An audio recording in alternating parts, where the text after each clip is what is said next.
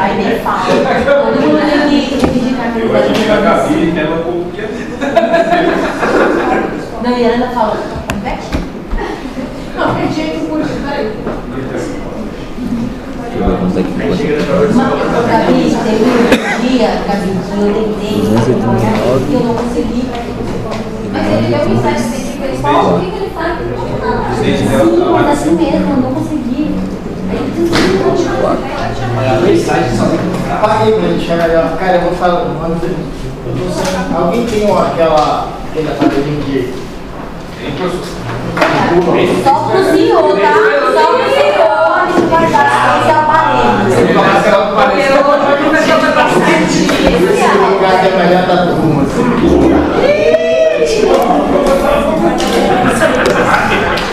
Poxa. Ô, professor, esse é o último assunto. É da prova, você vai me beijar a prova. Você não vai dar uma Vocês sempre estão na frente, estão a prova está lá na frente, já é agora. Já dá pronto, a espera também. Vocês vão se ferrar na última prova. Apesar de que. Obrigada. Tá amarrado. Não vai. É pro professor, pô. Aí tu quer gozar com a culpa dos outros. Oxi! Deixa de morar em Burgo. Não ponto pra cá, não ponto pra cá, não. De filho? Não ponto pra cá. Ponto pra cá? Não, fechou. Fala pra ele meu nome também. Viu? Zerado. Só um. Só um. Professor. Obrigado. Pessoal, agora vamos ficar em pé. Boa tarde, boa noite, pessoal. Boa noite para vocês. Prazer estar aqui de novo. Depois do internet que eu fui e participei. Tá? Então, pessoal, dando continuação à nossa aula, nós falamos na primeira parte da nossa aula, falamos do mecanismo de parto. Todo mundo sabe os parâmetros que foi falado, as manobras que o feto vai fazendo durante, são manobras passivas que ele vai fazendo até o nascimento, né? Dentro desse mecanismo de parto, existe, quando o mecanismo de parto vai acontecendo, ele vai passando por fases, tá? Que são os períodos clínicos do trabalho de parto.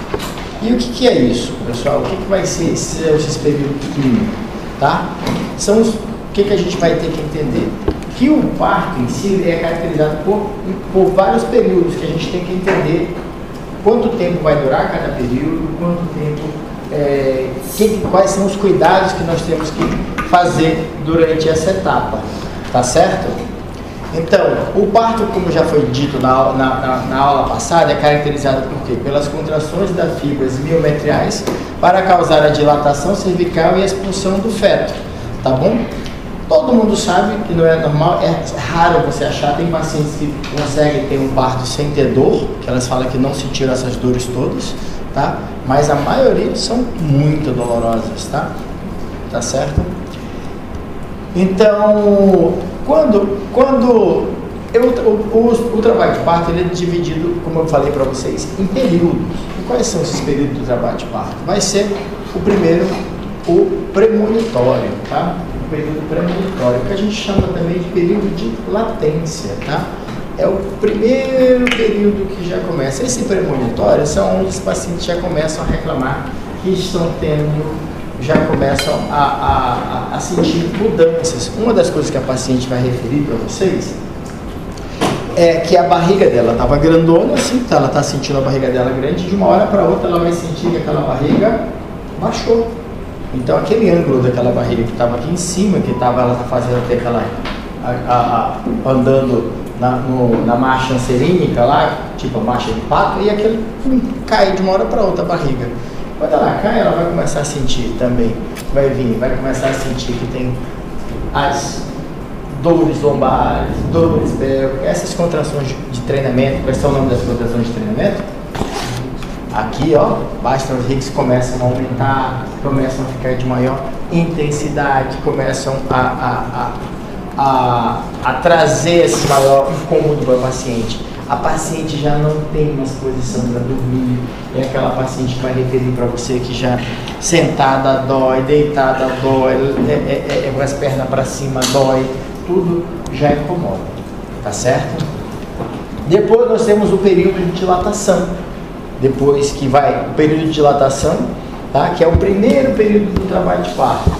Depois eu tenho o período expulsivo, que é o segundo período do trabalho de parto, e o quarto, que é secundamento, ou também chamado de dequitação, tá certo? E nós temos mais um período aqui, que é qual é o outro período que a gente tem, que é considerado um período clínico do trabalho de parto? Alguém sabe?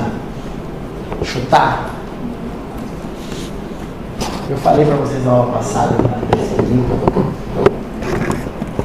alguém chuta? Ricardo. É a primeira hora após o parto, tá? Considerado um tempo, tá bom? É a hora de ouro, tá? É a hora de ouro. Quando vocês assistem aqueles filmes, aquela novela, aquelas coisas todinho que a criança nasce e a mãe morre, na hora de ouro. Porque o útero não contrai. É ali que vai ter hemorragia pós-parto. É ali que a maioria das mulheres falecem durante o trabalho de parto. Então, como foi visto que tinha esse problema, então eles trataram isso como um tempo do parto, onde eles deveriam dar uma assistência melhor para a paciente. Então, por isso que quando a paciente tem, depois do quarto período, depois que faz a dequitação, ela não vai embora, ela fica ali mais 1 a 2 horas para passar esse período, tá? Onde tem um globo de segurança, onde tem um microtamponamento, onde tem a coagulação, que é para não deixar esse útero aumentar e não haver sangramento, tá bom? Então, o premonitório, que a gente vai dizendo, o período premonitório do trabalho de parto, ele pode se iniciar desde 30 a 36 semanas, tá bom? Olha aqui o que vai existir. Vai existir a descida do fundo uterino, que vai descer, vai descer de 2 a 4 centímetros, tá bom? O segmento inferior do útero, ele começa a afinar, tá? O que a gente chama de aldegaçamento do segmento uterino, ele começa a ficar bem fino já, tá certo? Começa a aumentar a secreção vaginal, a paciente refere que tem um aumento da secreção, tá? E vai até a fase latente do trabalho de parto, onde começa a haver as dilatações, vai começar a haver dilatação, começa a haver incremento das contrações, tá bom? O período de dilatação, tá? Quando ele já começa, quando a gente começa a falar que a paciente está na fase ativa do trabalho de parto, tá? Ele inicia, geralmente, no final da fase de latência, tá bom? E ele termina, o período de dilatação, ele termina quando existe já uma dilatação completa, tá? Então, ele inicia, geralmente, no término da fase de latência e ele vai até a dilatação completa. Geralmente tem uma média aproximada de 10 a 12 horas. É uma média, tá, pessoal? O período expulsivo, então, ele tem um início quando tem uma dilatação completa, tá bom? Ele tem uma duração média, pessoal, de 20 a 50 minutos, tá bom? De 20 a 50 minutos. Ele é diagnosticado através do toque vaginal, tá certo? E tem geralmente, quando a gente vai dizer, geralmente as frequências de contração aparecem, são de 5 ou em 10 minutos, tá bom? E o secundamento ou dequitação também, geralmente ele inicia depois do parto, de 10 a 20 minutos depois do parto. Tem uma média, geralmente, que 97% dessas pacientes vão ter a dequitação em até 30 minutos, tá? Por isso que a gente coloca que diz que o secundamento ele pode durar até 30 minutos, tá certo, pessoal? Então ele é o descolamento da placenta e a expulsão da placenta, tá? Acima de 30 minutos, tá? A gente tem uma dequitação prolongada, tá certo? A gente tem uma dequitação prolongada. Se eu vou falar aqui de período expulsivo, eu voltei aqui para querer falar para vocês. O período expulsivo, tá? Ele vai iniciar quando que eu digo?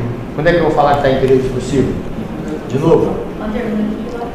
Quando tem dilatação completa, ou seja, quantos centímetros?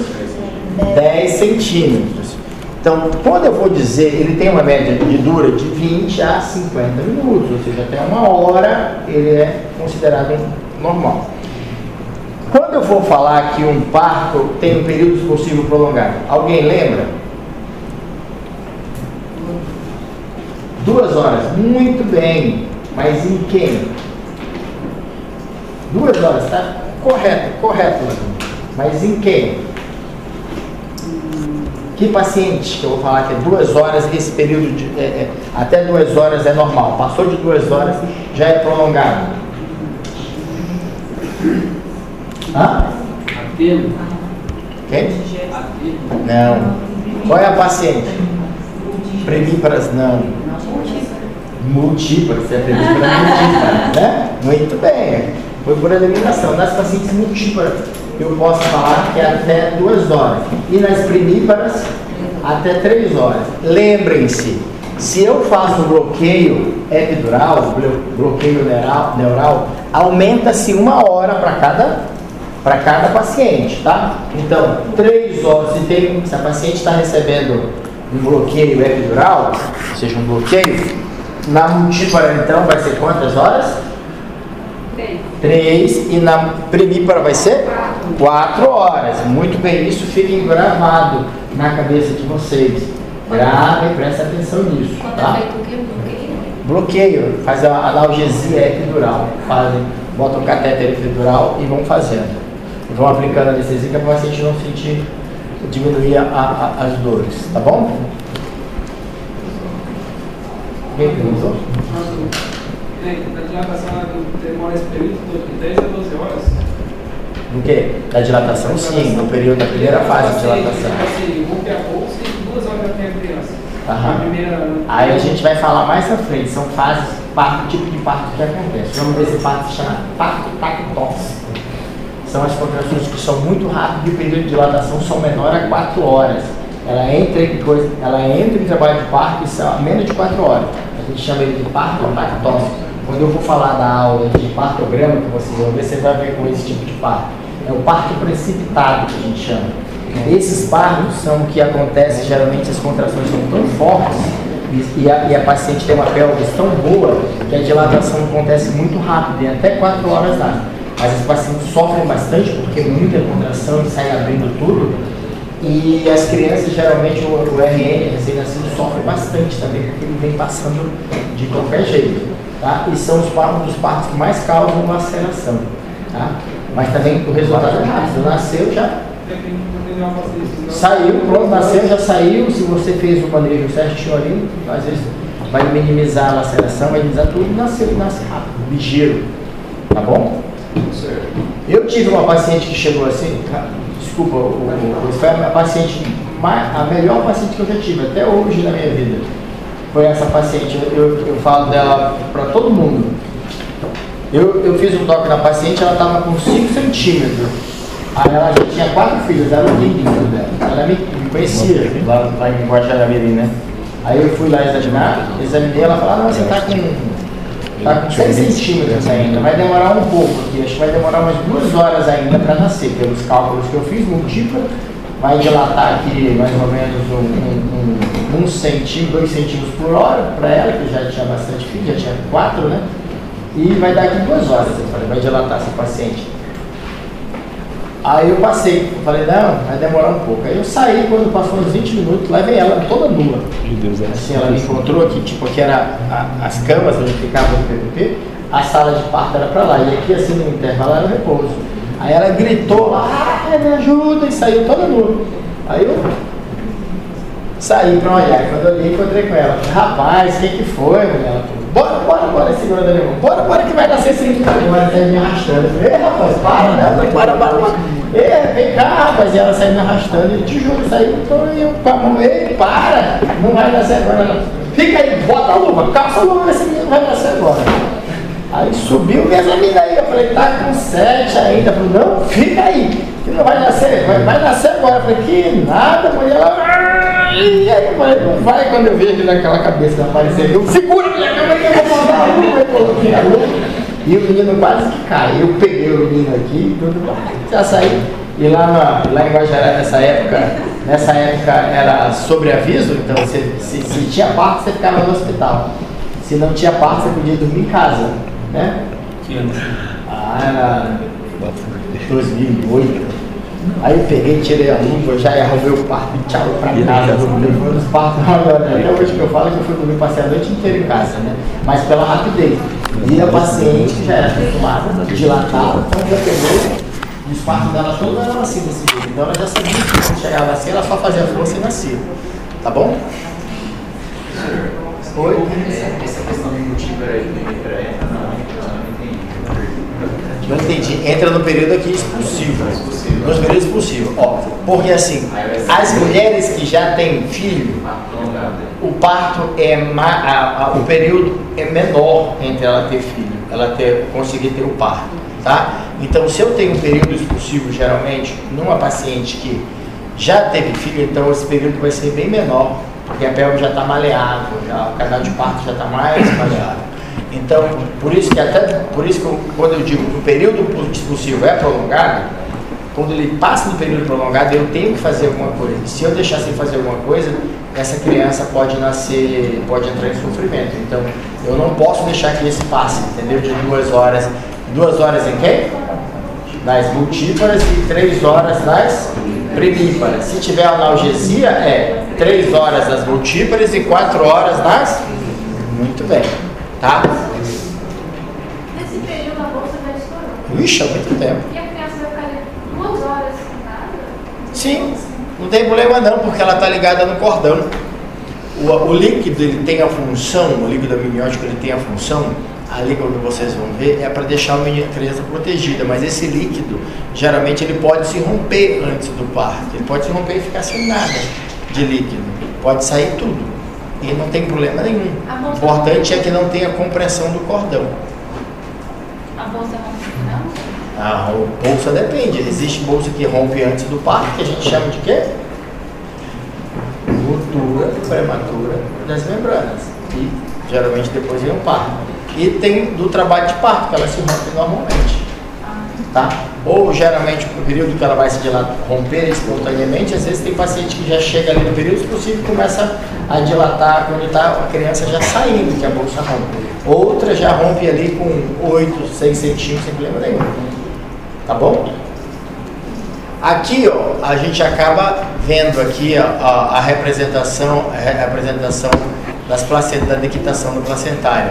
Ela começa, ó, vocês lembram que eu falei que ela tem dois tipos de quando a placenta vai descolar, ela pode, dessas duas formas, ó, ela pode desprender dessa que a gente chama de Baudelock-Schultz e Baudelock-Duncan, tá? O que é isso, doutor? É isso aqui que eu quero mostrar para vocês, ó.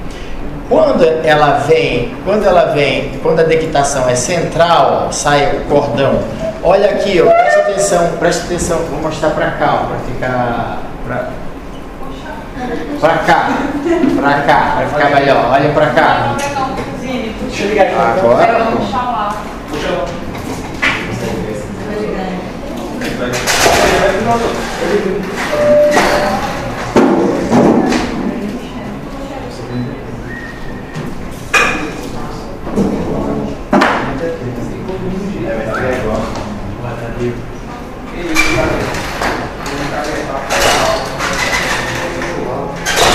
Mas eu só sei nessa daqui. Ah, eu não sei não, só sei nessa que eu tô.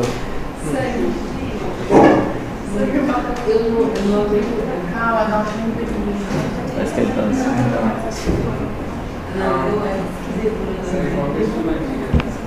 Ó, pessoal, preste atenção. Aqui, ó. Vejam que a placenta, ela tem, a gente chama de duas caras, tá? Parece alguém que conhece. Duas caras. Qual é essa cara que tem? Essa daqui. Qual é essa cara que vocês imaginam que é essa cara daqui? Hã? Cara o quê? O que vocês imaginam com essa cara? Aqui, isso. Qual é o nome dessa cara? Deixa eu ver aqui. Deve ser, se você está no centro, deve ser. Ó, essa cara aqui está em contato com quem? Essa parte daqui da placenta está em contato com quem? Essa parte aqui está em contato com quem? A placenta é essa daqui, tá? Com quem que ela está em contato? O que vocês acham que ela está em contato? Quem está aqui dentro? Bebê. Bebê, isso. Então essa é a cara Do bebê fetal. fetal. Bem, fetal. Muito bem. Essa parte daqui da placenta, que está aqui, ó, ela está em contato com quem? Quem que é esse útero de quem que é? Da mãe. Daí a cara da mãe, cara materna, tá? Então essa é a cara fetal e essa aqui é a cara materna. Quando eu vou falar que ela saiu de central, aqui ó, borderline central, a chutes, que é a cara materna, ela vai expondo isso aqui, ó. Ela sai, você puxa o cordão aparece primeiro e sai essa parte aqui que você vê os vasos do lado de fora. Então o nome disso aqui é borderline chutes, tá? Esse aqui é o nome. Então sai a cara primeiro, que a cara que aparece é a cara fetal, tá? É a cara fetal. Agora nós temos outra, ó. Essa aqui, quando geralmente a placenta ela tá lá no fundo, ela é fúndica, tá vendo? Ela vai descolando e descola, vai formando hematoma, ela vai saindo e ela sai por completo, tá? Até que ela sai. Agora tem essa aqui, essa outra apresentação, ó, quando ela é na parte lateral do corpo aqui, ó. Quem sai, quem se mostra primeiro, ó, é a cara. Qual é essa aqui? Materna, tá? Então ela que sai, quando ela vai saindo, aí começa a sair a cara materna aqui. Ela é uma apresentação que geralmente você tem que ajudar com o dedo para ela sair. Então, geralmente o nome dela é borderline dupla, porque quem vê primeiro é a cara fetal, é materna, tá? Materna. Ela vem junto, porque ela vem. Veja, a placenta, vocês viram como ela é? Vocês viram lá? Ela é assim como se fosse uma.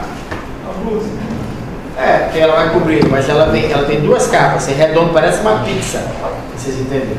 Então tem aquela parte que ela sai grudada. Quando ela vai saindo do borderline, você vai ver aqueles cotilégonos, tudo aparecendo primeiro. E você já sabe, geralmente nessa aqui sai muito sangue rápido. Começa a sair o sangue que ela começa a aparecer. Enquanto nessa daqui, o sangue vem depois da dequitação, que o sangue vem, sai bastante. Tá bom? Vamos continuar. Então, o quarto período de parto, ó, que eu estava dizendo, que era a hora de ouro, depois que você retirou a placenta. A placenta, então, pode demorar até quantos minutos para sair? 10 a 20, mas até quanto tempo? Falei para vocês? 30, tá bom? Acima de 30 eu vou dizer que é uma dequitação prolongada, tá bom? Tá bom? Posso dizer até que tem uma retenção placentária. Às vezes tem essa retenção placentária, eu vou ter que ir no centro cirúrgico para fazer para retirada manual dessa placenta. Sedar e tudo, meter minha mão e puxar a placenta, tá? Por isso que geralmente a gente faz com o paciente sedado, dormindo, analgesia, porque dói bastante. Eu tenho que introduzir a mão lá para poder puxar a placenta, tá bom? Então, o quarto período, pessoal, chamado também quarto período de Grenberg, tá? É iniciada imediatamente após a dequitação e é a primeira hora do puerpério, tá? Nesse momento, ocorre a estabilização dos sinais vitais materno, tá? E a hemostasia uterina, tá? A hemostasia uterina vai ocorrer graças aos fenômenos de miotamponamento e trombotamponamentos que existem no útero, tá certo? Então, nessa primeira hora pós-parto, vai haver uma redução do volume uterino, causando angulação das artérias uterinas e ovarianas, diminuindo a perfusão uterina, tá? Duas são as defesas do próprio útero após o parto contra a hemorragia, que é o trombotamponamento e o miotamponamento, tá? São formações de trombo nos grandes vasos uteroplacentários que se prolongam pelo coágulo intrauterino recobrindo o leito placentário. E o miotamponamento, que são a contração do útero, que vai ocasionar a oclusão dos vasos miometriais. São as ligaduras vivas de Pinard, que é o globo vivo de Pinard, também o globo de segurança de Pinard. Ou seja, que ele se contrai tanto, que ele fica tão contraído, que aí ele vai causando o tamponamento dessas artérias. Tá bom? Então, oi? No quinto período. É na hora, só que isso aqui a gente considera, ó. Lembra que a gente tem premonitório, depois tem primeiro período de dilatação, segundo período de dilatação, segundo período de expulsão, terceiro período de equitação e o quarto período, que é a hora, quarto período de Grenberg, a hora de ouro. Lembra que esse ali é o premonitório que a gente diz também, é o chamado de fase latente do trabalho de parto, tá? Às vezes a gente pode colocar ele até no primeiro período, na fase de latência do primeiro período, tá?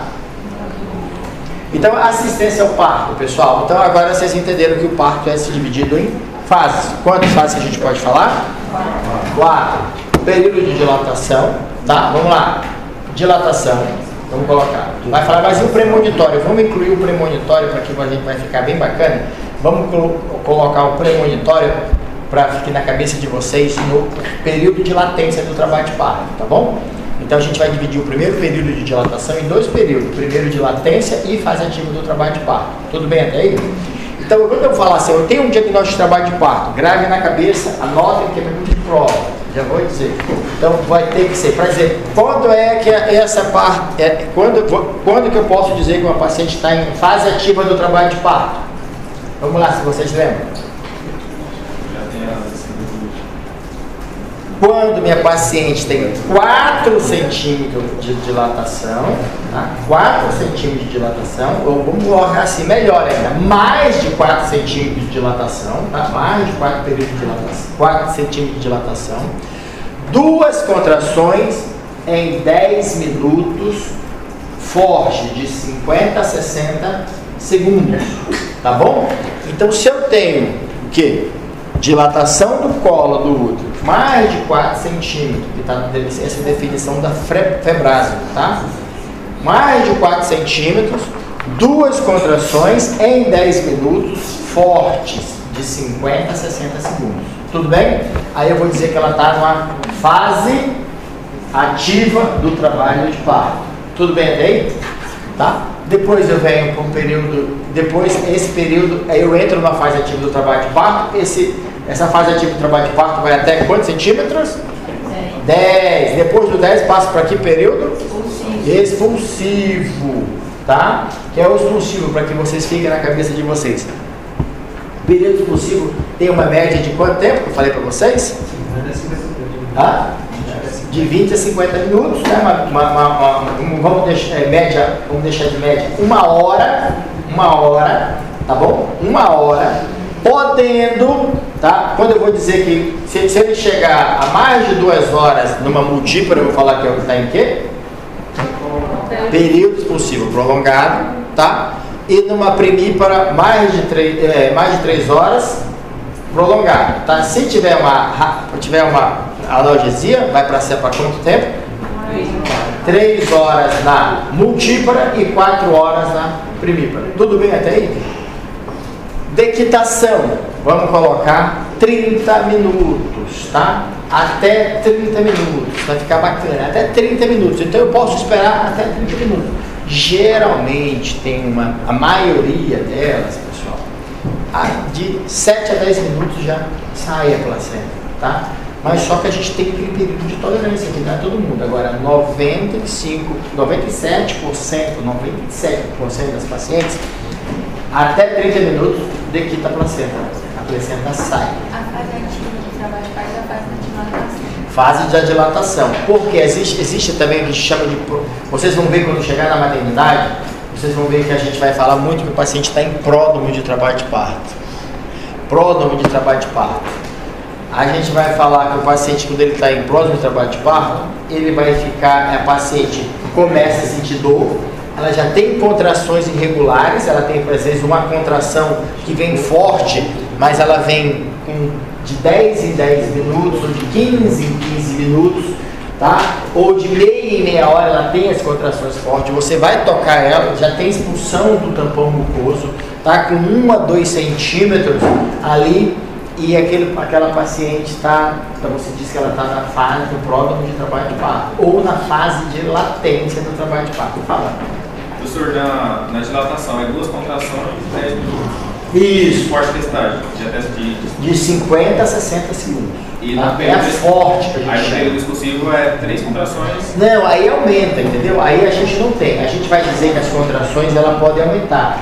A média que eu posso dizer que ela está em fase ativa de trabalho de parto são no mínimo 2 contrações em 10 minutos. Tá? As contrações normais, elas são de 2 a 5 contrações. Aí eu digo que as contrações estão dentro da normalidade.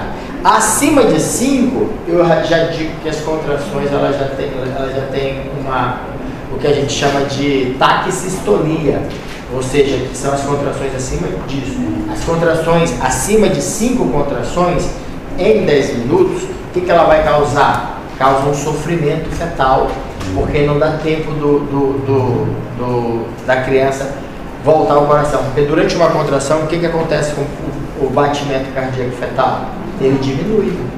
É normal durante a contração ter uma queda da frequência cardíaca fetal.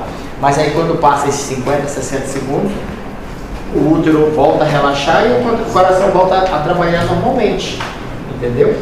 Mas aí se eu tenho muita contração, essa criança está cada vez mais diminuindo o batimento, vai diminuindo o batimento e ele vai começando a ter sinais de falta de oxigênio. Porque quando ele está contraindo, a placenta não está vendo sangue através da placenta para ele, diminui esse influxo de sangue, diminui a circulação placentária. Então, por isso que também é ruim, tá certo? E qual é a causa maior de taquissistolia? Vocês sabem me dizer?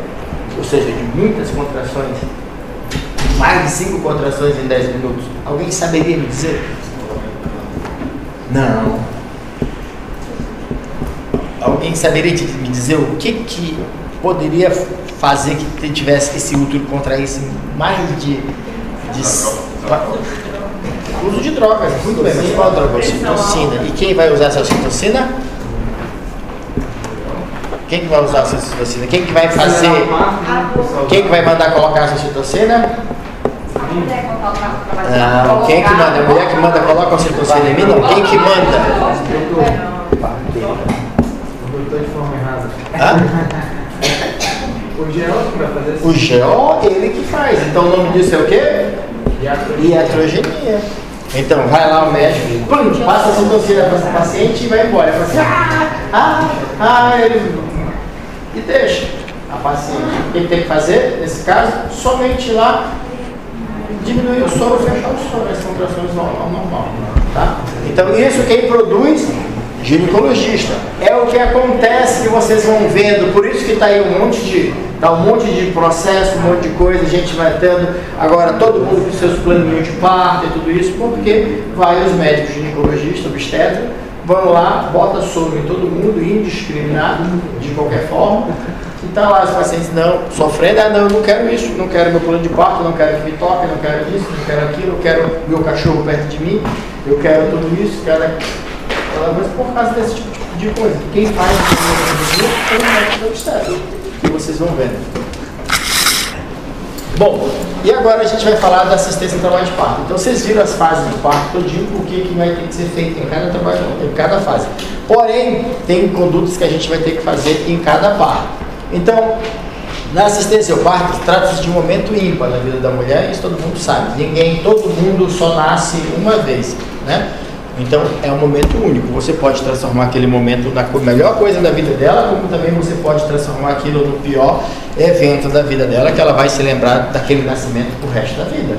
Fala, meu filho, tu quando nasceu tu me rasgou toda, a médica subiu em cima de mim, não sei o que ela sempre vai lembrar de tudo isso que acontece, e ela vai te falar, tá bom? E aqui, que vai existir a violência obstétrica, tá? Aonde, por exemplo, o que a gente pode falar como diagnóstico de violência obstétrica? O que a gente pode falar? O que acontece na violência obstétrica, né? A gente vai falar aqui, que é quando o médico ou a enfermeira obstétrica, agora também temos a enfermeira obstétrica que está atuando nessa parte, que a gente começa a tomar as condutas e as medidas pela paciente e não deixa a paciente tomar as decisões no trabalho de parto dela. Logicamente que existem muitos casos onde a gente vai ver que também existem muitas condutas que estão totalmente erradas, mas que as pacientes querem está nisso. E você às vezes tem que tentar pesar até onde você pode deixar isso ir ou até onde você pode não deixar que ocorra. Tá certo? Então, o que a gente vai colocar? A definição. Isso é a apropriação do corpo e o processo de parturição do profissional de saúde expressa com tratamento desumano, abuso de medicações, que eu falei para vocês, o uso de ocitocina, conversão dos processos fisiológicos em patológicos e cursa com impacto negativo na qualidade de vida. Hoje em dia está com violência obstétrica, estão querendo levar até você mandar fazer força como um cocô. Entendeu? Faz força de cocô. Aí já estão querendo até isso. Que você já dizer, não é assim não, porque ela não está fazendo cocô. Até isso, entendeu? Então tá tudo polarizado. A gente sabe que tem que tentar, mas é uma forma de você dizer que tem que fazer empurrar, fazer força. Então até isso. Então a gente tem que ir com muita parcimônia em relação a isso. Tá bom? Então, como é que eu vou dizer o diagnóstico de trabalho de parto? Então, é o momento com as contrações rítmicas são capazes de promover a dilatação e esvaziamento cervical. Presença de contrações uterinas dolorosas, acompanhada de perda de tampão mucoso, que é a rolha de Schroeder, ruptura precoce de membrana ou esvaziamento cervical. Tá? O que eu vou fazer na avaliação inicial da minha parturiente? Uma boa anamnese, um exame físico, avaliar a vitalidade fetal e o exame obstétrico, né? Quando eu vou fazer o exame obstétrico, eu tenho que fazer sempre, eu tenho que olhar aqui, é o seguinte, ó. Eu tenho que avaliar, quando eu vou fazer, eu vou examino a paciente, faço uma palpação, faço a altura uterina, faço o BCF, vejo quantas contrações ela tem, eu faço um toque, tá? Aí quando eu faço um toque, eu já vou ver se a paciente está dilatando ou não, tá? Eu vejo se essa membrana está íntegra ou se ela está rota, tá certo? Se ela está rota, eu tenho que colocar tá aqui. Existe alguma diferença da membrana estar íntegra ou rota no trabalho de parto? Sim. Hã? Não. Você que está sorridente, assim, que está aqui só sorrindo. Eu gosto de sorridente. O que você acha? Rompeu a bolsa antes do trabalho de parto. Qual é a função? O que pode prejudicar o meu parto?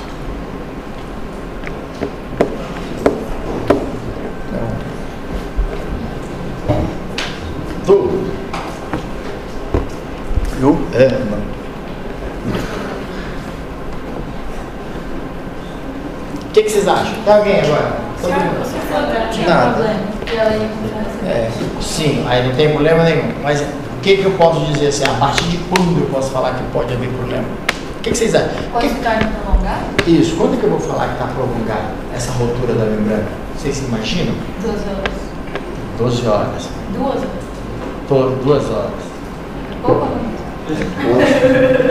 10 horas. Ainda mais. Um pouco mais. 24, 6 horas. Ó, pessoal, a bolsa miniótica protege protege a criança do meio externo, tá bom? Se entrou em trabalho de parto, não tem problema nenhum, tá certo? Vocês meninas que perguntei. Mas, se essa rompeu a membrana e a paciente passou de 18 horas sem ter a criança, sem entrar em trabalho de parto, ela tem risco de infecção do feto. O feto pode infectar. Aí tem uma chance maior, não da mãe, mas dessa criança ter sepsis neonatal. Tá? Ela nasce bem, ela chora bem, mas ela é colonizada. Qual é a bactéria? Vocês sabem, se levar no pitão, levando pediatria também, né? Tá? Você levar na pediatria, né? E qual é a bactéria que vai causar? Streptococcus B. Então posso ter a sepse ou ela bem no início, que geralmente dá por infecção, ou a tardia, que geralmente entra essa daí. A criança nasce e depois vai vir. Por isso, pessoal, lembrando, tá? Para que fique na cabeça de vocês. Quando eu tenho avaliar a integridade das membranas, no trabalho de parto, se ela tem mais de 18 horas, eu sou obrigado a entrar com antibiótico. Tá? Eu entro com antibiótico. Na maternidade municipal, que vocês vão vendo, a gente está fazendo mais precocemente. Tá? Deu 12 horas, a gente está entrando com antibiótico. Tá? Porque muitas pacientes, especialmente nossas pacientes, a gente não sabe se tem... Quando a paciente chega com 35 semanas, as pacientes que vão ter parto normal, a gente faz um suado, uma cultura da região perineal, para ver se tem ou não a presença dessas bactérias, o estrepto do grupo B. Se tiver, eu vou tratá-la agora ou não? Descobri com 35 semanas. Sim, isso, só na hora do parto, muito bem. Só na hora do parto. Então não adianta, só que eu tenho que saber, quando ela entrou em trabalho de parto, o que eu vou fazer? Antibiótico. E o antibiótico eu tenho que fazer ele, geralmente, de 4 em 4 horas ou de 6 em 6 horas, dependendo do agente que eu vou usar. Tudo bem?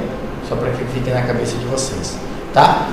Então, lembrando, o meu exame obstétrico eu tenho que avaliar quantas contrações essa paciente está tendo, tá? Se ela está tendo, para eu internar essa paciente, eu tenho que ver se ela, eu só interno a minha paciente se ela estiver na fase atípica do trabalho de parto. Muitas pacientes vocês vão ouvindo, e muita gente vocês vão ouvindo no dia a dia de vocês, eu fui na maternidade e me mandaram embora. Vocês já viram isso? Alguém já ouviu? Me mandaram para casa. Eu estou indo lá 3 dias e me mandam para casa. O que quer dizer isso? Porque as contrações não tem 2 contrações em 10 minutos, porque está com 2, 3 centímetros, tá? E as contrações são fracas, então eu vou dizer que ela está em que período? Latência, ou também chamada de pródromos de trabalho de parto. Tudo bem? Tudo bem até aí, pessoal?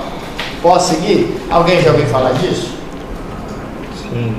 Que é planos de Delis, tá? Isso eu quero que vocês decorem essa imagem. Aprenda essa imagem, porque quando chegar na aula do partograma vocês vão ver demais isso aqui. Quando eu vou fazer um toque, pessoal, lembrando, o que eu vou ver num toque vaginal,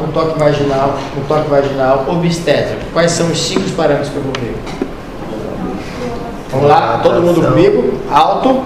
Vai lá. Primeiro, posição do colo, tá? Segundo, consistência do colo. Terceiro, tá? Dilatação do colo, tá? Terceiro, quarto, apagamento do colo e quinto, plano de Delis, tá? Vamos lá de novo. Posição do colo, tá?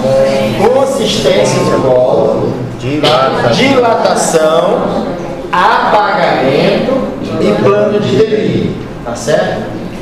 A posição do colo, ele vai estar, dependendo do útero, ele vai estar, primeiro, a posição do colo, primeiro ele vai estar posterior, intermédio e anterior, tá? A consistência vai estar, se ele está endurecido ou amolecido. Dilatação, quanto que vai dilatar? Vai ser até de 0, colo fechado, até 3. Dilatação do quê? A dilatação dilata até quanto, pessoal? 10, então vai ser de 0 a 10. Tá, alguém falou 3 aqui do lado. Você que tá falando de 3? Ele falou ele. Tá? Aí o que mais? Apagamento. Apagamento é em porcentagem. Vai ser até que não tenha nenhum apagamento, 0 até 100%. Quando é que vai ser 100% de apagamento? Quando eu toco, está bem dentro dessa consistênciazinha aqui assim, não tem mais nada aqui, só toca uma membranazinha do lado, tá bom? Tá 100% apagado, ali é só para vir, tá bom? E até que ele desaparece, você não toca nada, não sente nem colo nem nada. E quando você não sente colo, só tá a vagina toda ali, aí você já disse que está em período expulsivo, tá? E o plano de Delis, olha pessoal, aqui ó, tá vendo as espinhas aqui ó, tá, ó, as ciáticas aqui, tá vendo? Aqui para vocês verem melhor, no 0, tá vendo? Ó? Plano aqui, ó.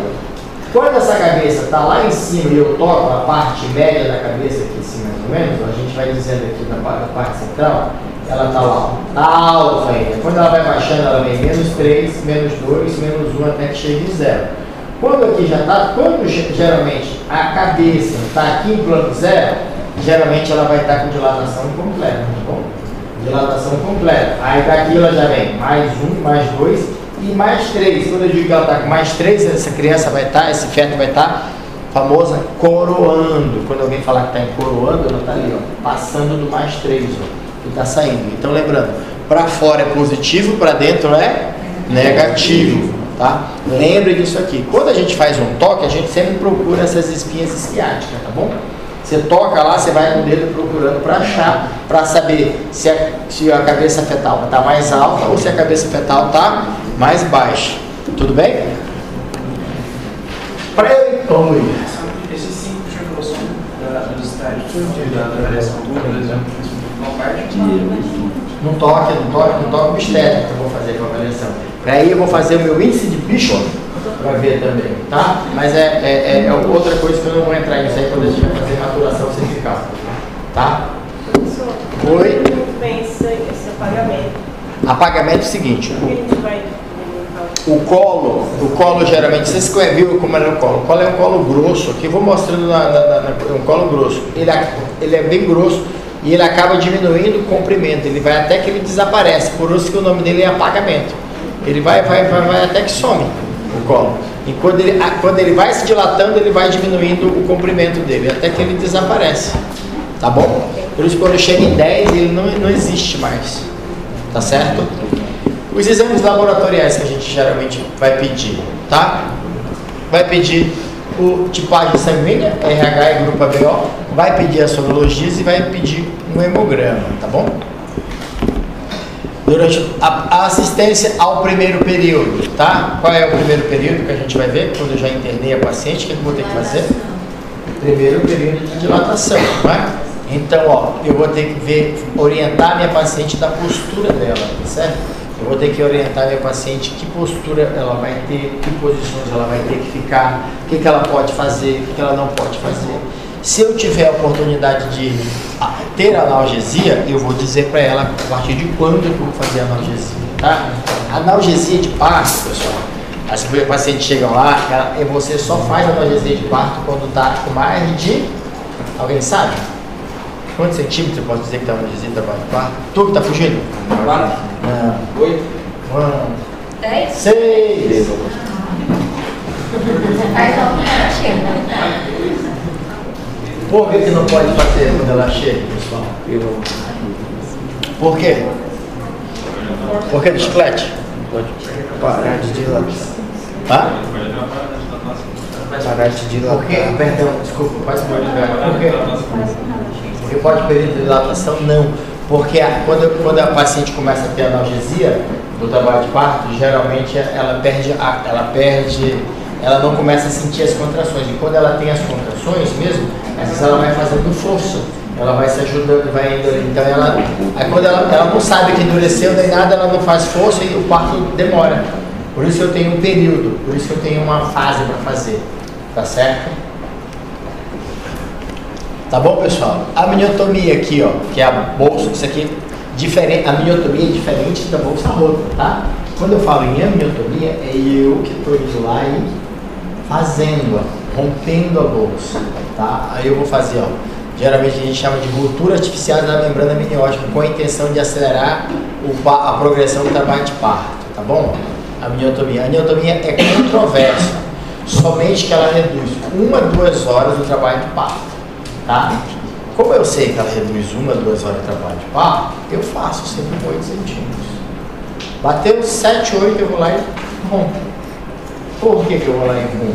Porque eu vou ver se a minha criança, se esse parto ali, o que a gente poderia usar para evitar isso? Uma amnioscopia. Vocês já ouviram falar da amnioscopia? É um aparelhinho que tem uma cânula que você bota uma luz lá dentro da membrana, encosta na membrana e você vê a qualidade do líquido, você vê se tem mecônio, se não tem, se tem líquido, se não tem, você consegue olhar lá dentro. Mas, geralmente não é todo serviço que tem esse para fazer a amniotomia. Então, quando eu já sei que meu paciente está lá com 7 para 8 centímetros, eu vou lá e peço um amniótomo, vou lá e rompo a bolsa. Porque eu já sei que se eu tiver um mecônio muito espesso, eu vou ter que acelerar esse parto. Vou ter que acelerar esse parto porque mostra, geralmente, que essa minha criança pode broncoaspirar, pode fazer qualquer coisa. Então eu sei que tem uma complicação a mais. Tá certo? E se tiver. Só que quando eu rompo, o que eu tenho que me preocupar? Quando eu rompi a bolsa, o que é a questão que eu tenho que me preocupar? O que vocês acham? Nascer logo. Não, porque a infecção é mais de 18 horas, lembra que eu te falei? Se for no começo não tem, no final não vai ter esse problema. Não. Vou imaginar. O que está lá naquela... Aqui. Aqui. Eu vou lá, rompi a bolsa, saiu esse líquido aqui. O que pode acontecer? Se for polidrame, se for polidrame, esse líquido pode sair tão rápido que pode causar o descolamento de placenta, assim, tá? Em polidrame é contraindicado, por isso que estava lá. Mas o que mais? Se chama, que a gente vai chamar, pessoal, duas coisas que podem acontecer. Uma é procedência de cordão, quando eu rompo aqui a bolsa e o cordão sai. Aí quando o cordão sai, o que acontece? A cabeça comprime. Eu estou tocando, o cordão fica aqui fora. Aí quando o cordão sai e fica aqui fora, o que acontece? Corta o suprimento de sangue pro feto. Ele para de colocar, então o coração dele cai a frequência. E se eu não fizer alguma coisa, morre. Tá? Aí se chama procedência de cordão. A outra é que eu tiro aqui, eu rompi a bolsa e ele lá dentro está enrolado nele. E então, como ficou, não tem mais líquido, ele comprime o cordão. Quando ele comprime o cordão, o batimento também não cai. Então isso aí eu tenho que entender. Por isso que quando eu faço a homeotonia, eu tenho que examinar, ficar ininterruptamente escutando por duas contrações. Antes, durante e depois. Para ver que não houve nenhuma desaceleração, não houve nada. Ele falou, tá tranquilo, tá tudo tranquilo. É raro, mas acontece, eu tenho que saber que isso pode acontecer, tá bom? Tudo bem? Ele faz ausculta para ver cada... Esse ausculto intermitente, não direto, por duas contrações. Isso, ó. Evitar em quem? Em prematuro. Por que evitar em prematuro? Porque aquela bolsa de água que forma, aquele líquido que forma, ajuda na dilatação. Por isso que eu tenho que evitar em prematuro. O que é oligômeno? Tu, moça, que está falando aqui. O que é oligômeno?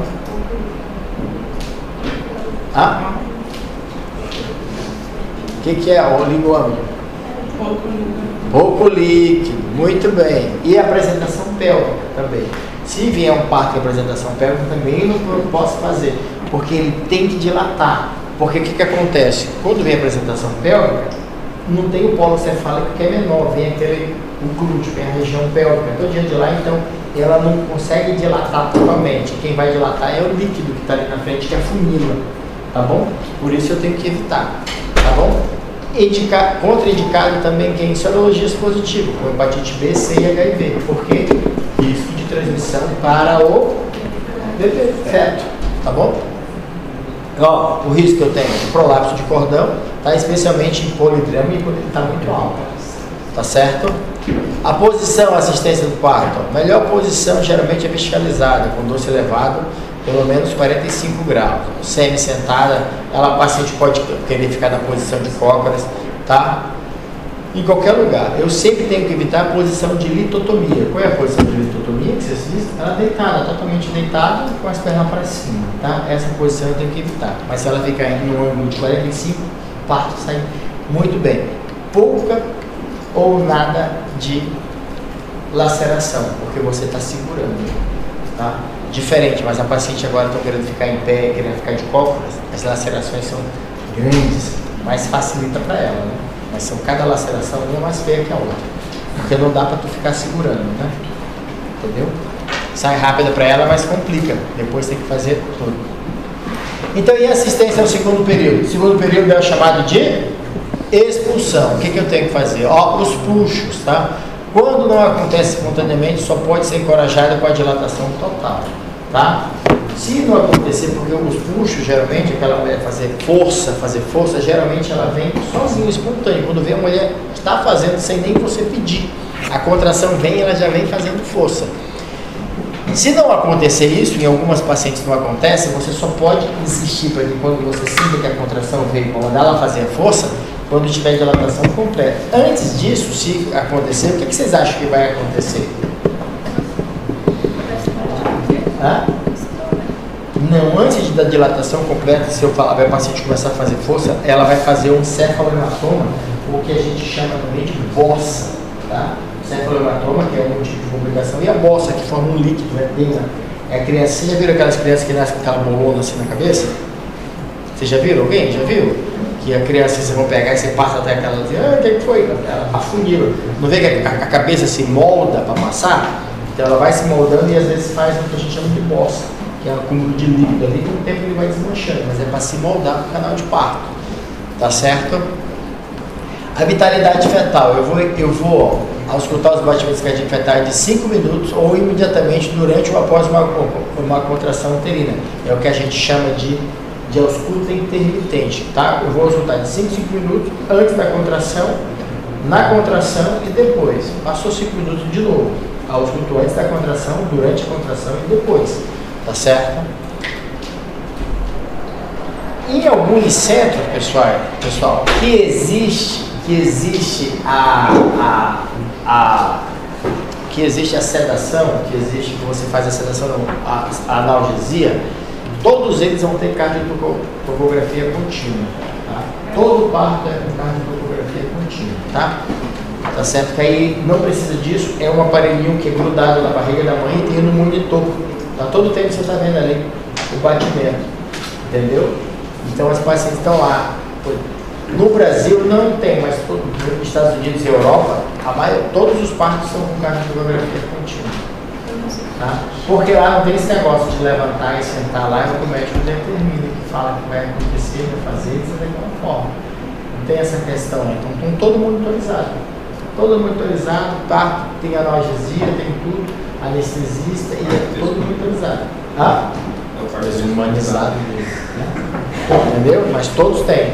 Porque aqui eu fui fazer um estágio, fazer um curso no Grupo Santa Joana em São Paulo, todos eles também têm a cardiotocografia contínua, porque lá eles fazem analgesia. Tá? Então todos que vão fazer têm. Oi. A nossa é só se faz força antes de latar. Geralmente, porque tem a contração e vai fazendo e cria uma bola na cabeça. Quando não está dilatada ainda. Tá? E a preparação, o que eu vou ter que fazer a preparação para o parto? Asepsia do monte público, tá? Sucos pleurais e terços superiores da face interna da coxa, região vulvar, vaginal e anal. E colocação de campos estéreis, tá? A proteção do períneo. A literatura preconiza a manobra de Hitching, com o objetivo de evitar a deflexão súbita da cabeça fetal, impossível de ser praticada no parto vertical, ou seja, se a paciente estiver em pé, eu não consigo fazer essa manobra, tá? A manobra de Hitching consiste na proteção do períneo através da pressão do mesmo por parte do médico, utilizando uma de suas mãos com a ajuda de uma compressa. A outra mão deve ser utilizada para sustentar o occipito do bebê. Vou mostrar aqui, ó, assim, aqui para vocês olharem. Como é que vai fazer, ó? Essa mão, ó, a manobra de Hitching, eu seguro ali o períneo para não deixar ele sair com força, e eu venho aqui com essa mão e seguro na parte daqui, da cabeça segurando na parte do occipício, para que ela evite que ela venha rasgando tudo. Então eu seguro, eu vou mantendo que a cabeça venha saindo controlada, tá? Porque se ela sair com toda a força, o que acontece? Lacera. Muito bem. Lacera tudo. Então eu tenho aí. Existem duas técnicas que vocês vão ouvir falar na vida de vocês. Hands off, tá? E hands on. Hands off é aquela que você não bota a mão para nada, tá? Bota a mão para nada. Não toca. Hands off, né? Quer dizer, mão off, sem mãos, tá? E tem a hands on. Hoje já se viram que as hands on, quando você coloca a mão, é a que menos faz laceração, né? Mas o parto natural querem que você fique com sem tocar, sem a mão lá de fora. Vocês viram o vídeo que está rolando aí de uma mulher que teve no parto no carro, que ela tira a calcinha e vai mostrando, só filmando, fica ali de boa? Ah, não. Vocês já viram? Não tá, né? Nossa, 4 minutos, eu vou mostrar pra vocês. Se tiver alguém que colocar e pra mandar, cara, é um parto. A criança vai ser muito chumbada, mas o importante é que tá aí uma foto, um vídeo. Entendeu?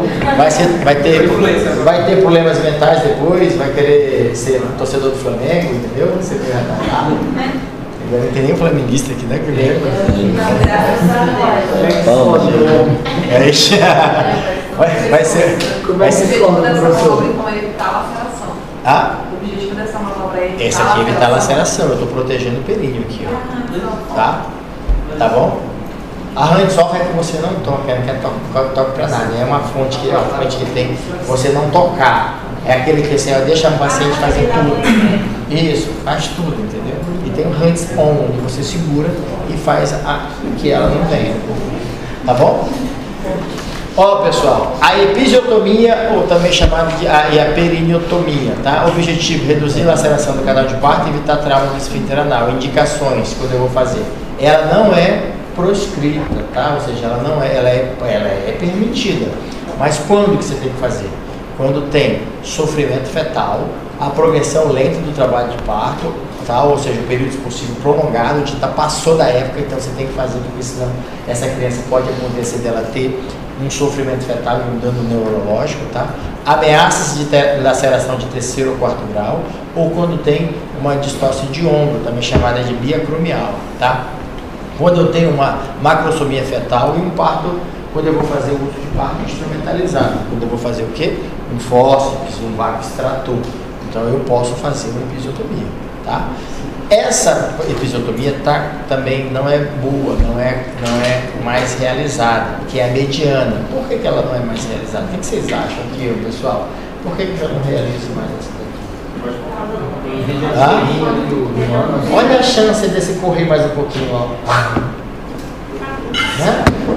Ó, emendei área 1 com área 2, né? Emendando isso daqui, o que pode acontecer, pessoal? Infecção. Não é infecção só não, pessoal. Isso, esfíncter externo. Pode lacerar, dependendo de quem for, pode suturar e não suturar o esfíncter. A paciente vai ter o quê? Continência fecal. Vai ser aquela paciente que não vai ver que está fazendo cocô, porque o primeiro é involuntário e o segundo ela perdeu a coisa. Porque a vontade de fazer cocô, o paciente tem 2 esfíncteres, não é? O interno e o externo, né? O interno é voluntário ou involuntário? Involuntário. O segundo é voluntário. Se tu perdeu a função do externo, então tu se enrolou todo, não é? Então, por isso que aqui quando a gente vai fazer uma das coisas, você tem que saber fechar o esfíncter externo. Existe essa laceração. Quando existe essa laceração, a gente vem estruturando lá do ânus, pegando o esfíncter, estruturando e até a vagina. A gente vem de baixo para cima na laceração. Tá? Lateral também está sendo, não, a gente não tenta usar, porque aqui faz uma deformidade muito grande da vagina e causa muita dor durante a relação sexual das pacientes. O que mais a gente usa é a episiotomia médio-lateral direita, aqui, ó, é a que mais se usa, tá? Foi proibida agora? Não foi nenhuma delas proibida. Nenhuma é proibida. Você pode usar, só que você tem que usar, quando eu vou usar, eu uso a laceração. De primeiro, todos os partos tinham episo, né? Agora já não é todos os partos. É só se me tiver sofrimento fetal, distócia de ombro, se for uma macrosomia, você vai usar qualquer coisa dessa. E toda vez que eu vou fazer uma episiotomia, o feto está sofrendo, tem uma distócia de ombro, e tem uma parada de progressão, tem um agotamento materno, tem alguma coisa. Por que eu tenho que colocar isso em toda coisa que eu vou fazer uma episiotomia? Porque o eu vou ser processado não vai ser agora que eu vou ser processado. Eu vou ser processado daqui a 10 anos. Quando a criança entrou e não teve problema nenhum e a criança não está estudando, porque agora tudo é o quê? Quais são as patologias que estão em moda hoje? Tá lá. Aí como foi? Aí vai lá o livro, como foi teu parto? Foi sofrido, não sei o que, ele fez um episódio, você me fez sofrer, tá aqui, não, teve sofrimento fetal, teve isso, já coloca tudo o que aconteceu, entendeu? Então eu já descrevo aqui e vou deixar lá, porque já mostra o que eu tive que fazer, tá? Eu tenho que sempre fazer um bom relatório, tá? Isso aqui é a técnica que vai fazer, eu não vou explicar para vocês a técnica, tá? Mas vocês têm que saber só que a melhor que a gente vai fazer é a médio lateral direita, tá bom? Até quando vocês virarem, vocês têm que aprender a fazer. Isso eu vou deixar isso mais para o futuro para vocês, tá bom? E outra, da assistência do parto, eu tenho que lembrar o quê? O desprendimento do colo cefálico, tá, pessoal? Quando vai saindo a cabeça, tá? Ó, a cabeça, quando vai saindo desse período aqui, ó, esse período aqui, do período expulsivo aqui, ó, esse aqui, ó, ele tem que ser lento aqui, ó. Ele tem que ser bem lento. Tá? Eu tenho que sempre tem que ser lento e gradual. Tá? Eu tenho que controlar sempre a saída do polo cefálico. Eu não posso deixar que ele saia de uma vez. Ele tem que sair bem devagar, porque ele tem que dar tempo. Aquela cabeça que vai assim, ó, quando você vê que ela vai saindo, e aí volta. Aquilo serve para maciar, o que a gente chama de lacear o períneo. Então ele vai, parece que vai nascer, aí ele volta de novo, aí aquilo vai dilatando as fibras, tá? Aquilo tem uma preparação, porque se ele sair de uma vez sem preparar, ele rasga, porque a pele não laceou, não amaciou para poder sair, tá? Olha, eu tenho que evitar as manobras proscritas que são cristelé. Alguém sabe qual é essa manobra de cristelé? Isso, minha filha, é aquela famosa que ele subiu em cima de mim para tirar o bebê, tá? Isso é considerado uma manobra proscrita, tá? Só isso em si que você já fez, você já pode ser condenado com a violência obstétrica. Tá? Sim, mas a gente chegou na barriga e coloca. Agora, quem não fez o cristelé é que não fez pouco parto na vida dele, não sabe fazer parto. Porque eu já fiz cristelé no desespero, que tá ali naquela coisa ali, não nasce, a mãe jogada, a criança nascendo, sofrimento, aquela coisa ali, o parto ali tá ali, não tem um vácuo, não tem um hóspede, não tem nada, e a paciente não ajuda, não colabora, tá ali, e você, meu Deus do céu, eu vou lá assim, não, paciente, segura aqui. Senhora, vem aqui, eu vou ajudar que o bebê tá saindo. E coloca. Não tem quem não passou por isso, tá? De não fazer. Não, você vem ajudando com o braço. Porque o cristelé é você pegar isso e puxar aqui para você ir ajudando a contração, tá? Não tem aquele profissional que fez muito trabalho de parto que não fez. Se a gente vai olhar, eu vou mandar para você, me lembra hoje que eu vou mandar diretrizes lá. No Afebraso, ele disse que você deve ser evitado, mas não disse que você não pode usar em ocasiões como precárias, onde você tem que nascer. Tá ali, você tá vendo. Cara, tem muitas coisas que você vê a cabeça saindo ali, aí acabou a força da mulher, acabou tudo, não tem força, não tem nada. E você vê que um pouquinho aquela cabeça sai, entendeu? O paciente está lá e o batimento.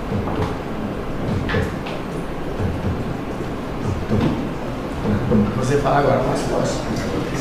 Vai nascer com problema. Quem foi o culpado?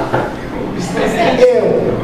E se não nascer, eu correr e a criança morrer, voltar para a sala, quem foi o culpado? Eu. Então eu tenho que decidir. Entendeu? Aconteceu. Graças a Deus faz tempo que não acontece isso, mas já aconteceu no desespero de chegar e fazer. Que hoje a gente tem, graças a Deus, na maternidade municipal, tem vaca extrator. Então, complicou o período possível prolongado, vai lá, coloca o vácuo extrator e na contração, em vez de empurrar, a gente puxa a cabeça. Segura aqui o negócio e você arranca, porque durante a contração a cabeça vem. Então ficou muito melhor. É o parto instrumentalizado. Tá bom? Aqui, ó, lembrando daqui, qual é a apresentação que essa paciente está aqui? Qual é a variedade de apresentação aqui? Vamos lá?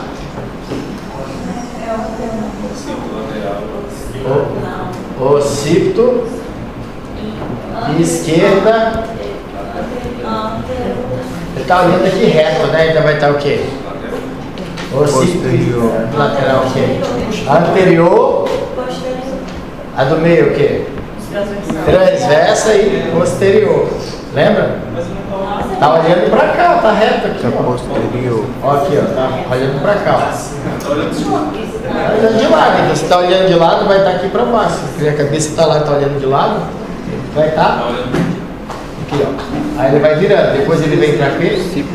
Ele vai entrando, ó. Aí vai entrando, virou. Aí depois ele começa a virar, ó. Aí começa. Quando ele tá aqui, ele termina o quê? Vai estar aqui o occipito o quê? Anterior. Já começa a fazer a final da rotação interna. E aqui começa a fazer o famoso occipúcio aqui, ó. Aqui começa a fazer o famoso. Como é o nome que eu falei para vocês? É o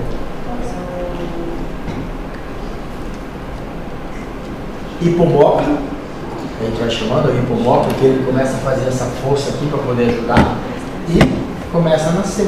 Saiu a cabeça, vai sair a cabeça, que é o desprendimento polocefálico. Vocês não prestaram atenção na aula, vocês estão perdidos. Eu fui abrir a aula lá na coisa do hipomórfico, falei, sim, falei, o hipomórfico que faz, que quando vai chegando na cabeça, a cabeça saiu e assim ele vai fazendo a dilatação. Todo dia ele vai saindo da mandíbula. Quando sai a testa e depois do quando ele faz esse movimento apoiado no pulso para poder sair. Hipomórfico. Escreva, procure hipomórfico, tá? Tá, no final da rotação interna, quando ele vai vir para o período expulsivo. Depois que ele rota aqui, vai acontecer o quê? Depois da rotação, depois do desprendimento cefálico, acontece o quê? Rotação externa. A criança vai rotar e depois a gente vai fazer o quê? Ó, cuidado na rotação externa que a gente vai ter que fazer. A gente rotou, ele saiu e vai nascer, não é? A gente viu até ele nascendo aqui, né? Depois que ele nasceu, a gente vai, nessa hora aqui, a gente vai fazer que manobra aqui, ó. Que manobra a gente está fazendo aqui, Ricardo? Qual é a manobra que a gente está fazendo aqui, Ricardo? Aqui nessa posição, Ricardo, qual é a manobra que está fazendo? Segura a cabeça. Isso, qual é, ó? Olha lá, ó. Aqui, ó, vai segurando para que ele não saia devagar, tá vendo? Ritmo, tá? Aí vai segurando. Depois que saiu a cabeça, ó, em geral é espontâneo. Ele vai rotar espontaneamente. Ó. Caso não ocorra, pode ser guiada pelo obstetra, mantendo principalmente o princípio de observar a tendência natural do feto irá restituir na posição de insinuação do trabalho de parto. Ou seja, ele vai assumir a posição que ele estava lá dentro da barriga, tá? Se ele estava com o dorso para a direita, ele vai para a direita. Se ele está com o dorso para a esquerda, ele vai para a esquerda, tá? Depois que sai, vai sair quem? Depois da rotação externa, vai ser o desprendimento dos ombros, tá? Então, se não ocorrer espontaneamente, tracionar ligeiramente a cabeça fetal para baixo, liberando assim o ombro anterior, em seguida para cima, liberando por fim o ombro posterior. Fornecer o apoio com a mão do obstetra no dorso do feto para o restante da sua expulsão, tá? O clampeamento do cordão ele pode ser realizado imediatamente ou após cessar os batimentos. Geralmente deve ocorrer um intervalo de 30 a 3 minutos do pós-parto. São indicados para o clampeamento imediato mães RH negativo, HIV, tá? E feto quando ele está muito deprimido, onde precisa das manobras para fazer, tá? Manobra de reanimação. A técnica, tá? O cordão deve ser sancionado entre duas pinças de 4 a 5 centímetros do abdômen fetal e a ligadura é colocada a cerca de 2 a 3 centímetros, tá? Clampeamento tardio, a quantidade de sangue adicional da mãe associada ao menor risco de transfusão melhora a estabilidade circulatória, menor risco de enterocolite necrotizante e maior reserva de ferro. É por isso que agora estão querendo que deixe contato pele a pele e o clampeamento tardio dentro de 3 minutos, tá certo? Então, querendo preconizar isso porque existe uma diminuição da enterocolite necrotizante, a criança vai precisar de menos ferro, tá? Por passar da mãe para ele, tá? Em seguida, geralmente sempre vai ter que colher uma amostra de sangue do cordão para avaliar pH, base e tipagem sanguínea e RH dos demais do recém-nascido. Então, geralmente no cordão mesmo já colhe o sangue e já mandam para fazer essa tipagem, tá? Já fazem tudo lá para não estarem furando a criança, tá bom? E assistência do terceiro período, ou seja, a dequitação. O que eu tenho que fazer nesse período? Eu não posso promover manobras para descolamento rápido da placenta, ou seja, aquele de pegar e ficar puxando, tracionando, ajudando com a mão, e eu tenho que fazer. Eu posso fazer uma tração contínua. Em média pode demorar de 5 minutos, mas ocorre em 15 minutos, em 90% dos casos, tá? Até 15, 90% dos casos, e 97% 30 minutos. Por isso que eu falei para vocês, até 30 minutos, então vamos deixar lá colocar como objetivo 30 minutos, sabendo que pode ocorrer de 5 até 15 minutos, 90% em 15 minutos já saíram, mais 97% até 30 minutos. Então, depois de 30 minutos, eu digo que tem um período prolongado, até esses 30 minutos, eu digo que está tempo normal, posso aguardar, tá bom? Se demorar mais de 30 minutos, eu tenho que proceder à extração manual da placenta, tá? Eu tenho que lembrar sempre dessa manobra famosa, que vocês têm que saber, Jacob Dublin, tá? Jacob Dublin. Esse aqui, ó, quando a placenta está saindo, ela vai sair, ó. Eu seguro a placenta e boto essa mão embaixo e eu começo a girar ela aqui na minha mão como se eu fosse introduzir ela de volta. Fico girando como se eu fosse introduzir. Até que essa membrana aqui, ó, tá aqui, ó, a membrana ela começa a girar, a rodar, e ela sai descolando e vai descolando lá e não fica a placenta dentro, tá? Para qualquer lado. Coloca, se você não tiver mais habilidade, é a hora que você vai colocar. Tem gente que tem habilidade para cá, outros para fora, de qualquer lado. O importante é que você vai girando, tentando introduzir ela, segurando, tá? Vocês vão passar, você vai achar, mas é difícilzinho pra caramba, tá? Você vê que aquele negócio tá molhado, escorregadio, você fica pegando aqui, girando, tentando introduzir, aquele negócio mole, entendeu? Essa é a estação manual ou ela para todo mundo? Do quê? Essa daí é uma estação manual? Não, aqui não tem extração manual não. Isso aqui não é extração manual não, minha filha. Isso aqui, ó, é quando a placenta tá saindo, eu tenho que fazer essa manobra, tá? A placenta vai sair aqui. Quando ela está saindo, eu tenho que segurar a placenta e eu não posso puxar a placenta. Porque eu podia puxar, né? Se eu puxar, o que vai acontecer? As membranas vão ficando para dentro. Então, quando a placenta sai, eu tenho que fazer a manobra de Jacob-Dublin, que é tentar introduzir, que é para rodar as membranas que estão ali, para que ela não fique lá dentro. Tá certo? Ó, a assistência do... Oi? Eu acho que eu entendi a pergunta. O professor estava falando. Eu não entendi a pergunta. Não, a pergunta da colega. É que quando eu passo de 30 minutos, tem que fazer a extração. Extração manual. Extração manual é o medo da minha mão lá dentro, eu seguro e puxo. Não seria isso, é diferente disso. É diferente disso. Isso aqui é quando a placenta está saindo normalmente. Quando a placenta não ficou lá dentro, depois de 30 segundos, eu levo a minha paciente, eu cedo a minha paciente, eu faço uma analgesia em cela, ou uma hack em cela. Aí o que eu faço? Traciono, meto a minha mão lá dentro, seguro a placenta e arranco a placenta. Aí depois eu coloco a mão de novo e limpo, tiro tudo.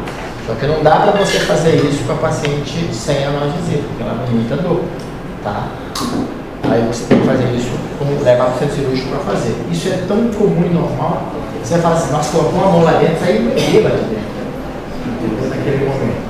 Saiu um bebê. Então a passagem está toda liberada, o útero está aberto, entendeu? Ele fica aberto ali até você tirar. Depois que você esvazia, é que aquele útero começa a contrair, aí o útero volta para o estado dele normal, aí as fibras musculares vão voltando para o normal, vão voltando e voltam para ficar normal. Tá bom? Pessoal, o que mais você vai fazer? Você vai começar a corrigir depois da dequitação completa, você tem que revisar o canal de parto à procura de lacerações. Você vai ver, ó, laceração de primeiro grau, só mucosa, tá? Ó, segundo grau, chegou até a fáscia muscular, ó. Teve não só mucosa, como fáscia muscular e plano muscular, pegou tudo, ó, fáscia e plano muscular. O de terceiro grau, ó, chegou até o esfíncter, olha o esfíncter aqui, ó, dá pra ver a parte do esfíncter, tá? E a quarto grau aqui, ó, ele rompeu o esfíncter, ó, tá lá na mucosa vaginal, tá exposta. Aí o que eu falei para vocês, quando a gente vai começar a fechar, eu fecho primeiro a mucosa retal, aí eu pego aqui o esfíncter que está aqui, ó, do ponto aqui, ó, suturo um do lado do outro, fibra por fibra para que ele fique junto, tá? Porque quando ele se contraia, que o esfíncter é assim, né? Não é assim? Vou lá para vocês verem que ele vai fechar. Se eu deixo ele solto, fica um C, ele vai fazer só assim, ó. Ele não vai conseguir fechar, então vai ficar aberto e vai ficar a fezes saindo, tá? Por isso que eu tenho que voltar ele para o estado original, tá bom? Então, o que a gente vai fazer, ó? A reparação da laceração. Sempre que a gente vai usar, que são fios absorvíveis de curta duração, pontos simples, tá bom? No colo. Na vagina, geralmente também, pontos de curta duração, de absorção rápida, tá? Curta, geralmente sim, catibúrgico que a gente pode usar, ou também já tem um vículo obstétrico, que o período é menor, tá? Lembrando, de primeiro grau vai ser o quê? Pele e mucosa. De segundo grau, pele e mucosa, músculo transverso superficial do períneo e bulbo cavernoso. Tá? De terceiro grau, atinge até o esfíncter externo do ânus. Quarto grau, esfíncter interno e mucosa retal. Tá bom? Então, só para lembrar, primeiro grau, ó, pele e mucosa ali fora, tá? Segundo grau, vai até músculo, tá? pele, mucosa e músculo. Terceiro grau, pegou o esfíncter externo. Quarto grau, chegou interno e mucosa retal. Tá certo? Aqui fala que para eu fazer a episiografia, sempre eu vou iniciar na mucosa vaginal, depois eu vou fazer músculos contínuos ancorados, depois músculo e por último a pele do períneo. Olha, a diferença da laceração, que eu começo a fechar da mucosa vaginal de baixo para cima, na epísio eu começo a fechar sempre, tá? Da mucosa vaginal para baixo, tá? E termino na pele. Ou seja, aqui, ó. Eu fecho primeiro a mucosa daqui, ó, depois eu dou ponto no músculo e por último na pele. Quando eu venho numa laceração, eu venho primeiro lá de baixo para cima, entendeu? Tá? E o puerpério imediato, né, puerpério imediato, que compreende a primeira hora pós-parto, é a hora mais importante por causa das hemorragias, tá? Habitualmente, a infusão de ocitocina após a meditação e própria... Ei, vai não. Vai. Tá? É o que a gente vai chamar, ó, de globo de segurança de Pinard. O que acontece? A gente está fazendo aqui, duas coisas começam a evitar essa hemorragia pós-parto. Uma é a amamentação, que aí começa a criança a sugar e tem liberação de ocitocina. Por isso, o útero contrai de imediato. A outra que a gente já faz é, depois que sai saiu o ombro, saiu a criança, a gente já aplica 10 unidades intramuscular na criança. Aplicou porque aí vai dar um aporte de ocitocina tão grande que vai manter esse globo de segurança de Pinard apertado, bem seguro, para fazer com que exista o tamponamento. Então, quando nasce a criança, a gente está fazendo já profilaticamente 10 unidades de ocitocina intramuscular, tá bom? A gente faz ela no primeiro minuto depois de nascer, tá bom? A criança não, minto, desculpa. Quando nasce a criança, a gente faz da mãe, me perdoe. Na criança a gente faz também, mas é vitamina K, tá? Vitamina K também ele já recebe, para evitar a hemorragia dele, tá bom? Então, lembrando, pessoal, o que a gente tem que fazer? Então, ó, fala. O globo de segurança de Pinard, então, é aplicado a ocitocina profilática? Não, quando eu aplico, faz com que o útero contraia, ele forme o globo de segurança de Pinard, ele não tem, né? Tá? É que ele fica compactado, duro, endurecido ali, tá certo? Atenção, pessoal, eu quero que vocês tenham essa atenção na cabeça. Oi, fala. A ocitocina vai fazer o útero contrair? Contrair, claro. Eu quero que vocês prestem atenção numa questão, tá? Para a vida de vocês, quando vocês estiverem no interior por aí, e se aqueles que não forem se aventurar na vida de clínico, na vida de quer fazer parto no interior, aquelas coisas tudinho, que tem sempre alguém doido, como eu, que fui inventei nisso, né?